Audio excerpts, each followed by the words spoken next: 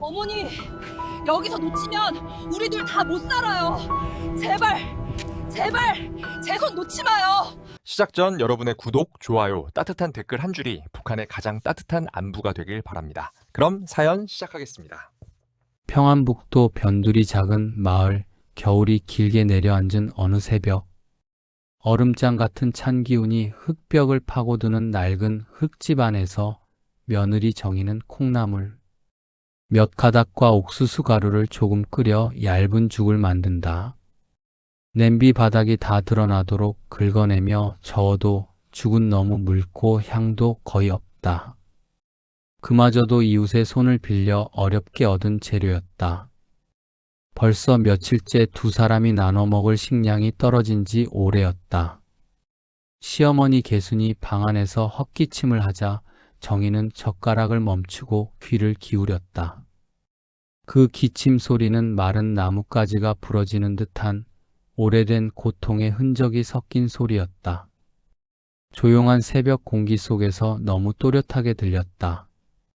정희는 천천히 방으로 들어가 시어머니의 이불을 살며시 고쳐 덮어드렸다. 이불이라 부르기 민망할 정도로 낡은 솜잎을, 솜 대신 먼지가 더 많이 들었을 것 같은 그 이불 사이로 시어머니의 뼈마디가 그대로 느껴졌다. 개수는 한평생 굳은 살 박인 손으로 정희의 손등을 잡았다. 며느라, 또 밤새 못 잤구나. 그 말 속에는 걱정과 미안함, 그리고 말하지 못한 수많은 세월의 아픔이 담겨 있었다. 정희는 아무 말 없이 고개를 끄덕였다. 사실 잠이 오지 않았다. 식량 사정도 문제였지만 남편 철수의 소식이 끊긴 지 벌써 1년이 넘어서였다. 중국으로 돈벌이를 갔다가 연락이 끊긴 아들. 시어머니는 겉으로는 아무 말 하지 않았지만 밤마다 그를 부르는 잠꼬대를 했다. 두 사람만 남은 집은 너무 조용했다. 북한 특유의 혹독한 겨울은 마치 사람을 집어삼키듯 한숨까지 얼려버릴 것처럼 깊었다. 정희는 매일같이 장마당을 돌며 식량을 구해보려고 했지만 이제는 그마저도 쉽지 않았다.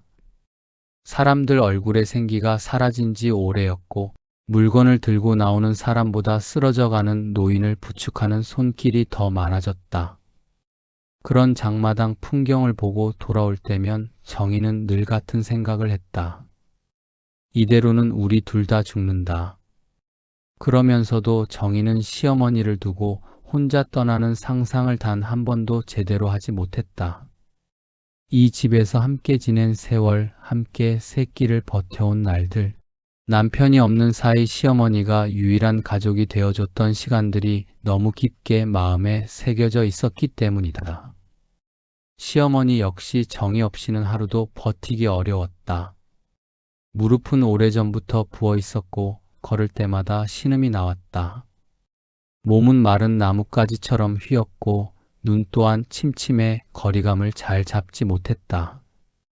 정희는 그런 시어머니의 작은 움직임 하나하나를 눈으로 빠짐없이 챙겼다. 어느 저녁 두 사람은 촛불 하나를 사이에 두고 마주 앉았다. 전기가 끊긴 지는 오래였고 양초도 거의 바닥이었지만 둘은 아무 말 없이 그 불빛에 의존했다. 정희가 죽그릇을 건네자 시어머니는 밥 숟가락을 드는데도 숨을 고르고 또 고르며 힘겹게 손을 올렸다. 그러다가 갑자기 손이 떨려 그릇이 흔들렸다. 정희가 황급히 받쳐들었지만 시어머니는 그 작은 실수에도 얼굴이 붉어지며 고개를 숙였다. 내가 늙어 이렇게 민폐만 끼친다. 철수가 있었으면 너 혼자 이 고생 안 했을 텐데. 그 말은 오래된 회한처럼 방 안에 맴돌았다. 정희는 최대한 밝은 목소리로 어머니가 계시니 제가 버티지요.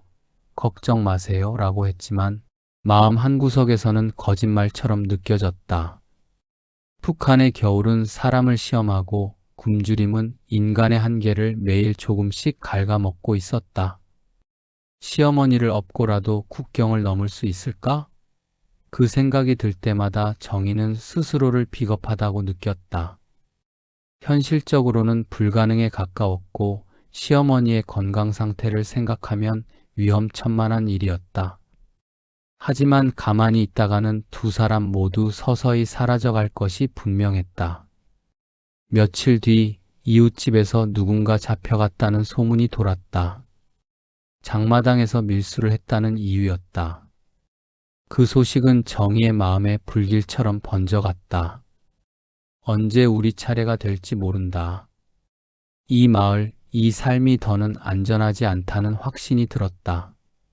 그것은 단순한 공포가 아니라 죽음의 그림자였다. 시어머니의 숨소리가 요즘 따라 더 자주 가빠져 오는 것도 마음을 찢었다. 정희는 깊은 고민 끝에 드디어 시어머니에게 조심스레 말을 꺼냈다. 어머니, 우리 여기서 나가야 할 것 같아요. 이대로는. 그러나 그 말을 들은 시어머니의 표정이 굳었다. 마치 오래된 돌덩이가 되어버린 것처럼 미동도 없이 앉아 있었다. 그리고 아주 천천히 입을 열었다. 정희의 예상과는 너무 다른 말이었다. 나는 못 간다. 나는 여기서 끝이야. 너라도 살아야 한다. 마침내 두 사람 사이를 가르는 돌이킬 수 없는 첫 문장이 떨어졌다. 이야기는 바로 여기에서 갈림길에 선다. 시어머니의 입에서 나는 못 간다라는 말이 떨어진 그 순간 방 안의 공기가 멈춘 듯 했다. 촛불은 위태롭게 흔들렸고 정희는 숨을 고르려 애썼지만 가슴이 쿵 하고 내려앉는 소리가 귀로 들릴 만큼 심장이 아팠다. 시어머니의 목소리는 단호하지도 화가 나지도 않았다. 오히려 체념에 젖어 있었고 오랜 세월 쌓여온 고통이 고요한 물결처럼 배어 있었다. 정희는 그 표정 속에서 자신이 얼마나 큰 결심을 요구하고 있는지 깨달았다. 시어머니의 눈빛에는 나는 이미 끝난 사람이라는 슬픈 확신이 자리 잡고 있었다. 그러나 정희는 물러설 수 없었다. 어머니 여기 있으면 정말 둘 다 못 버텨요. 어머니 혼자 두고 제가 어떻게 말끝이 떨렸다. 시어머니는 마른 손을 들어 정희의 손등을 덮었다. 정희야, 너에게 짐이 되고 싶지 않다. 나는 늙었고 내 다리로는 국경까지 가다 쓰러질 게 뻔하다. 너라도 살아야지. 그래야 철수가 돌아오면 누가 맞아주겠니? 남편 철수의 이름이 나온 순간 정희는 숨을 삼켰다. 철수의 생사조차 모르는 이 상황에서 그 말은 가슴에 비수를 꽂는 듯했다. 며칠 동안 정희는 말도 꺼내지 못한 채 시어머니 곁을 지켰다. 하지만 시어머니의 기력은 날로 약해졌다. 무릎은 더 부어오르고 새벽이면 기침이 10번도 넘게 이어졌다. 장마당에서는 이제 이런 겨울은 처음 본다며 사람들이 떨고 있었고 식량 단속이 강화되면서 죽 한 그릇 구하기도 어려워졌다. 정희가 나갔다 돌아올 때마다 빈손인 일이 점점 잦아졌다. 어느 날에는 장마당 근처에서 청년 한 명이 단속원에 끌려가는 모습도 목격했다. 주변 사람들이 끔찍한 표정으로 입을 틀어막고 있었지만 누구 하나 나서지 못했다. 공포는 빠르게 퍼지고 있었다. 밤마다 정희는 시어머니 몰래 마루에 앉아 무릎을 끌어안고 울었다. 내가 떠나면 어머니는 어떻게 되지? 어머니를 데려가다 잘못되면 그건 또 누구 탓이지? 마음속에서 수백 번의 갈등이 오갔다.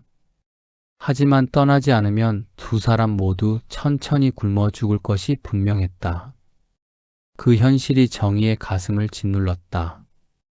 그러던 차에 동네 아주머니에게서 은밀한 소식이 들려왔다. 이번 주 안에 강 건널 사람들 모집한대.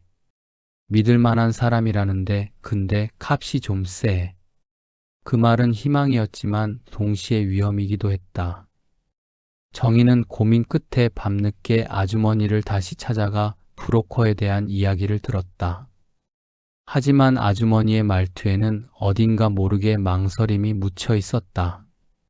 나는 잘 모르겠어. 믿어도 되는 건지.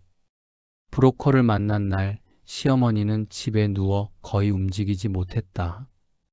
정희는 시어머니 몰래 나가면서 마음이 돌덩이처럼 무거웠다.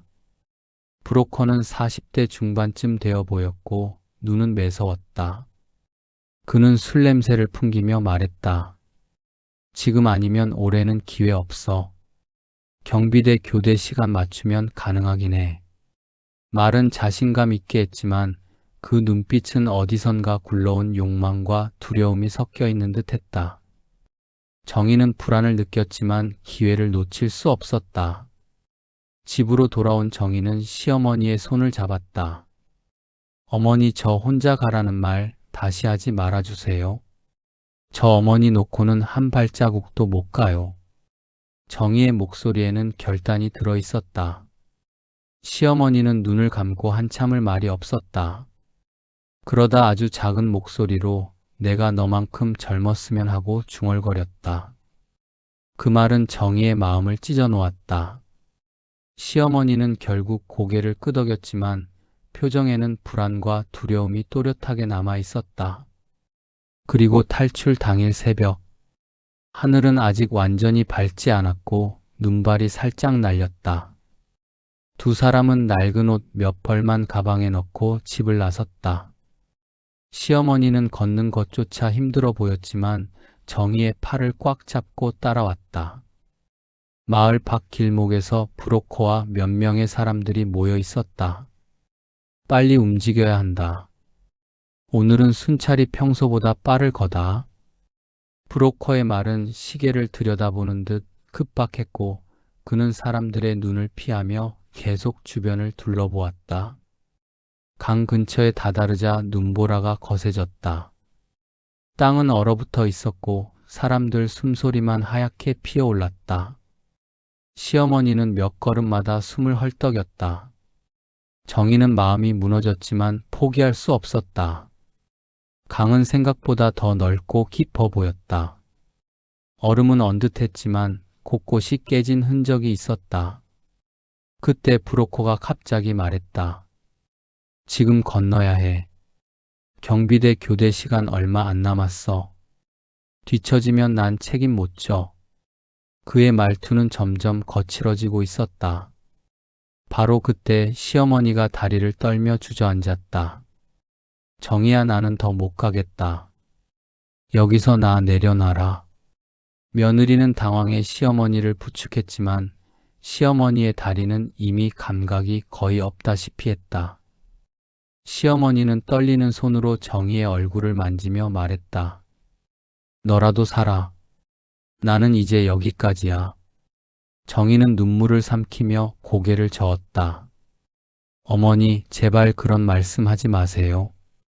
저 절대로 혼자 안 가요. 바로 그 순간 멀리서 손전등 불빛이 스치며 고함 소리가 바람을 타고 들려왔다.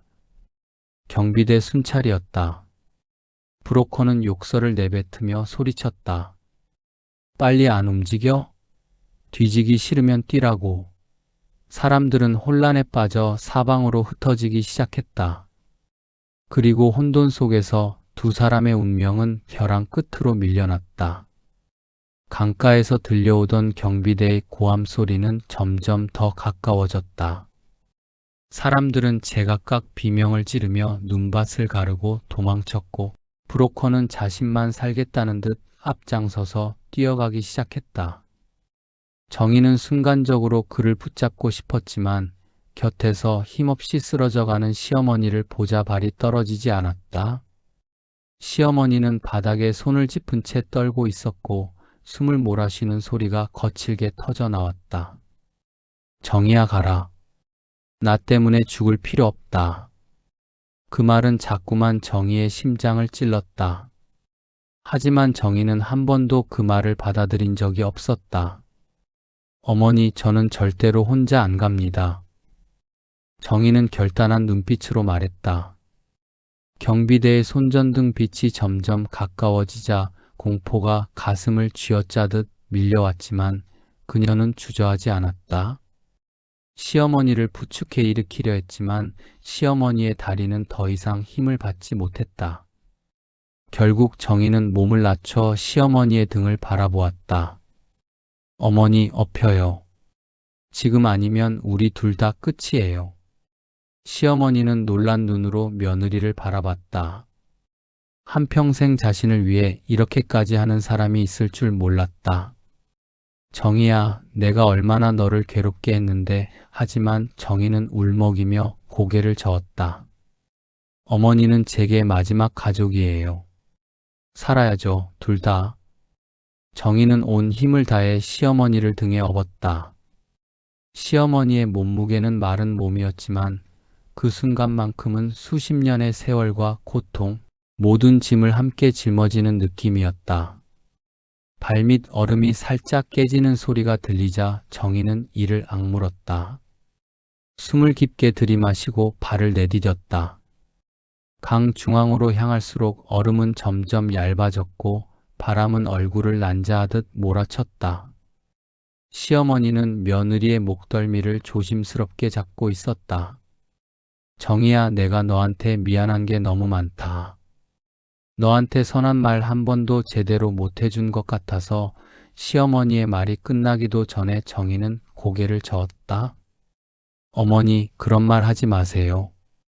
저 어머니 때문에 여기까지 버텼어요. 그 순간 뒤쪽에서 총성이 울렸다. 얼음판 위에 날카롭게 튀는 소리가 퍼졌고 경비대의 고함이 이어졌다. 거기 멈춰. 움직이면 쏜다. 정희는 두 다리가 풀릴 것처럼 떨렸지만 멈출 수 없었다. 멈추면 모든 것이 끝이었다. 그녀는 숨을 몰아쉬며 한 걸음 한 걸음 앞으로 나아갔다. 얼음 아래에서 물이 흐르는 진동이 느껴졌고 차가운 기운이 발바닥을 타고 올라왔다. 시어머니는 며느리의 어깨에 얼굴을 묻고 흐느꼈다. 내가 나를 이렇게까지 나는 너 괴롭히기만 했는데. 그러자 정희는 숨을 크게 들이쉬며 말했다. 어머니, 그건 저도 어머니도 살려고 한 거잖아요. 용서하지 못할 게 어디 있어요. 그 말이 바람 속을 뚫고 퍼지던 순간 다시 총성이 울렸고 얼음이 크게 갈라지는 소리가 들렸다. 정희는 몸을 낮추고 균형을 잡았다. 어머니 꽉 잡아요. 갑작스러운 흔들림 속에서 두 사람은 거의 얼음에 쓰러질 뻔했지만 정희는 이를 악물고 중심을 잡았다. 순간 옆쪽에서 브로커의 비명이 들렸다. 살려줘. 제발. 경비대가 그를 붙잡아 끌고 가는 모습이 얼음 사이로 보였다. 그 순간 정희의 눈빛이 번졌다. 저 사람에게 우리 목숨을 맡겼었지 하지만 결국 살아남는 건 자기 힘으로만 되는 거구나. 얼음이 깨질 듯 흔들리는 와중에도 정희의 발걸음은 한층 더 단단해졌다. 그녀는 자신의 모든 삶을 이 순간에 걸었다. 시어머니는 며느리의 등에 몸을 기댄 채 흐느끼며 말했다. 정희야, 미안하다. 모든 게 미안하다. 그 고백은 오랜 세월 닫혀있던 문이 드디어 열리는 듯한 울음 섞인 목소리였다. 정희는 눈물을 삼키며 답했다. 어머니, 저도 미안해요. 서로에게 상처 줬던 거 다 잊어요. 우리 같이 살아봅시다. 강 건너편에서 희미한 불빛이 보이기 시작했다. 그것은 남쪽으로 연결되는 브로커의 또 다른 안내자였다. 그들은 손전등을 흔들며 누구인지 확인하려 했다. 정희는 마지막 힘을 짜냈다. 눈발이 앞을 가렸지만 그녀는 더 이상 멈출 수 없었다. 강을 건너는 중간의 얼음이 조금 더 활성화되어 갈라질 듯 했지만 기적처럼 최악의 순간을 피했다. 뒤에서 들려오는 고함 소리는 점점 멀어지고 앞에 불빛은 조금씩 가까워졌다. 얼어붙은 강을 빠져나오자 정희는 거의 쓰러질 듯 무릎을 꿇었다. 시어머니도 옆에 내려앉아 숨을 몰아쉬었다. 그러나 이번엔 두려움보다 놀라움과 안도의 눈물이 먼저 흘렀다. 시어머니는 떨리는 손으로 정희의 뺨을 쓰다듬었다. 정희야, 너 아니었으면 나는 여기까지 못 왔다. 너를 며느리로 맞은 게 내 평생 가장 잘한 일이다. 그 말은 시어머니가 살아오며 처음으로 마음 깊숙이 꺼낸 진심이었다. 정희는 그 말을 듣는 순간 숨이 멎는 것 같았다. 시어머니의 눈동자에는 오랜 상처 대신 따뜻함이 번져 있었다. 그동안 서로에게 쌓여있던 모든 서운함, 오해, 억눌린 감정이 한순간에 스르르 녹아내렸다. 시어머니는 끝내 울음을 터뜨렸다. 철수 대신 너가 내 곁에 있어줘서 고맙다. 정희도 시어머니의 손을 꼭 잡고 흐느끼며 말했다. 어머니, 우리 둘 다 살았어요. 여기서 끝이 아니에요. 맞은편 안내자가 서둘러 다가와 말했다. 빨리 이동해야 합니다. 여기 오래 있으면 위험해요. 두 사람은 서로 기대며 다시 일어섰다. 하지만 이번엔 발걸음이 달랐다. 공포와 불안에 떨던 이전과는 달리 서로를 향한 확고한 신뢰와 용서의 힘으로 걸음을 옮겼다. 눈보라는 여전히 거세게 몰아쳤지만 그 속에서 두 사람의 그림자는 어떤 고난도 버텨낼 만큼 단단해 보였다. 이제 두 사람은 더 이상 시어머니와 며느리가 아니라 같은 생명줄을 붙잡고 이겨낸 동료이자 가족이었다. 서로의 손을 맞잡고 앞으로 나아가는 길에 희미하지만 따뜻한 희망이 피어올랐다. 그리고 그 희망은 이들의 이야기에서 가장 강력한 사이다 같은 순간이었다. 안내자를 따라 산길을 오르기 시작한 두 사람은 온몸이 얼어붙을 듯한 추위 속에서도 서로의 손을 꽉 잡고 걸었다. 새벽 하늘은 희미하게 밝아오고 있었고 눈발은 조금씩 잦아들고 있었다. 정희는 시어머니의 걸음이 느려질 때마다 팔을 들어 받쳐주며 속도를 맞췄다. 어머니, 조금만 더 가면 따뜻한 곳에서 쉴 수 있대요.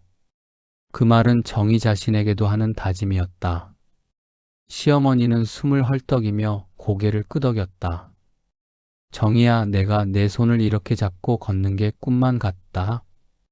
그 말에는 오래된 회한과 새롭게 피어오르는 희망이 함께 담겨 있었다. 산 너머 작은 오두막에 도착했을 때 안내자는 둘을 안으로 들이며 따뜻한 물과 얇은 담요를 건넸다. 시어머니는 자리에 앉자마자 두 손을 담요 속으로 파묻었다. 살아서 이런 따뜻함을 또 느끼네. 그 목소리는 떨렸지만 오랜 시간 얼어붙어 있던 마음이 조금씩 녹아내리는 듯했다. 정희는 어머니의 볼에 손을 얹으며 미소 지었다. 어머니, 여기까지 오느라 정말 고생 많으셨어요. 시어머니는 고개를 들어 며느리의 얼굴을 바라보았다. 정희야, 나는 이제야 내 얼굴을 제대로 보는 것 같다. 그동안 내가 얼마나 너를 오해하고 괴롭게 했는지. 정희는 눈시울을 붉혀 고개를 저었다. 어머니가 아니었으면 전 진작에 무너졌어요. 우리가 서로 붙잡았으니까 여기까지 온 거예요. 며칠 뒤 안내자의 도움으로 두 사람은 마침내 남쪽으로 향하는 마지막 경로에 도달했다. 산 아래로 이어진 좁은 길 너머에 새로운 삶이 기다리고 있었다. 시어머니는 떨리는 발로 길가에 서서 한참 동안 아래를 내려다보았다. 정희야, 이제 우리 정말 사는 거냐? 그 말은 믿기지 않는 기적을 확인하려는 듯한 목소리였다. 정희는 시어머니의 손을 잡아 쥐며 말했다. 네, 어머니. 우리 살아야죠. 같이. 국경을 넘는 마지막 순간 두 사람은 서로의 손을 놓지 않았다. 군데군데 개울물이 흐르는 지늘길을 지나며 시어머니는 여러 번 비틀거렸지만 정희가 계속 부축했다. 목적지에 도착하자 남한 측 구조원들이 달려와 두 사람에게 따뜻한 겉옷과 물을 건넸다. 시어머니는 그 옷을 손끝으로 만지며 눈물을 흘렸다. 정희야, 나는 이런 날이 올 줄 몰랐다. 너 덕분에 내가 다시 태어난 것 같다.